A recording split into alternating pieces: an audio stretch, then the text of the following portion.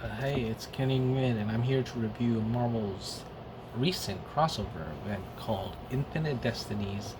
And it's a story where Spider Man, Guardians of the Galaxy, Avengers, and Miles Morales deal with the Infinity Stones coming back and be possessed with people. So, what is this? So, is the story good? Well, I'm here to answer that this is yet another bland, mediocre, and forgettable crossover event for Marvel Comics. And I know what people are going to say. They're going to say, Kenny, the critics, they say it's positive, so it's automatically a good review, right? This is the review for the event. As you can see, most of these reviews have mixed, or the yellow one is mixed, so if it's less than 7.5, it's mixed.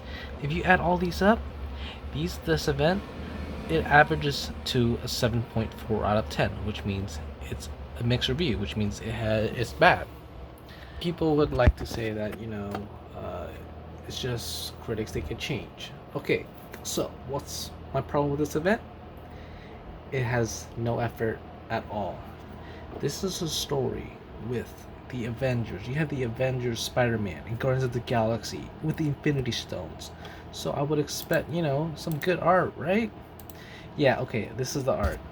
I'm looking at Iron Man, alright, you see this, and then it's okay art, and then it's just, it's fine, alright. Then you go to the next event, which is next issue, so Captain America. And is it just me? But why does this art look like trash? Why does this art look so mediocre?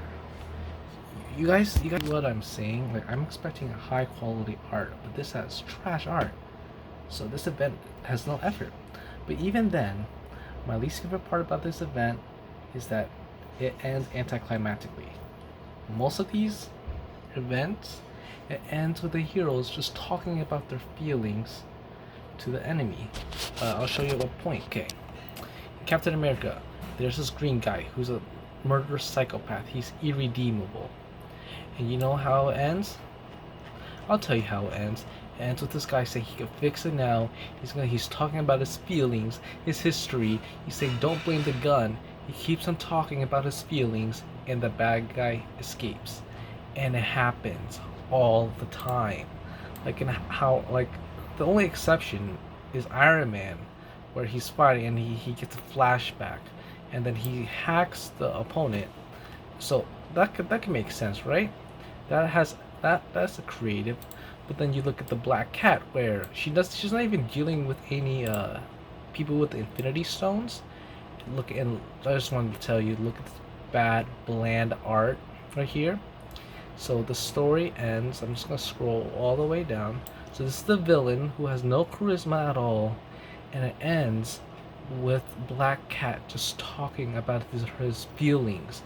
And he's lying. She says that she has a nanobomb in her neck, and she can somehow get a nanobomb out of her neck without even seeing it. Why? Because she's the Black Cat, and she beats him by talking to him about his feelings.